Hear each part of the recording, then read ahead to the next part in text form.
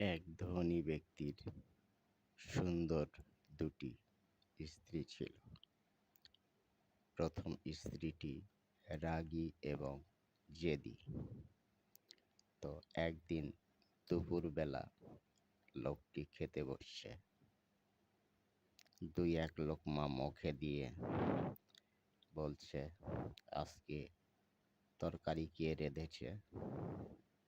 তো দ্বিতীয় স্ত্রী সুন্দর করে বলছে, আমি রেঁধেছি গো।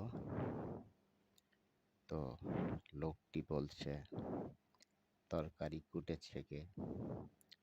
তো দ্বিতীয় স্ত্রী বলল,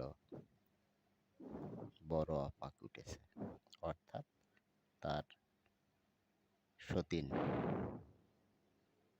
তো লোকটি বলছে, ওই জন্যই তরকারি খারাপ হয়েছে, কোটার দোষ।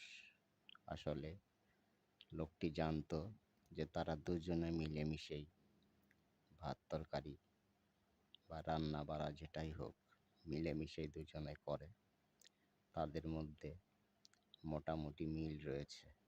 কিন্তু লোকটি প্রথম স্ত্রীকে খুব একটা ভালোবাসতো না, তার অ্যাটিচিউডকে পছন্দ করতো না। বিধায় সে যেটাই করত সেটাই তার কাছে বিরক্তিকর হতো। এজন্যই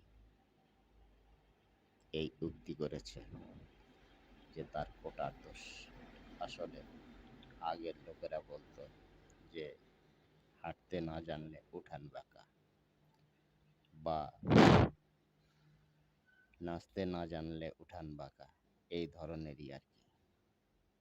তো এ গল্প থেকে এই শিক্ষায় নেওয়া যায় যে যাকে মানুষ পছন্দ করে না তার সব কাজই, ভালো কাজ করলেও সেটা তার কাছে অপছন্দনীয় বলে মনে হয়।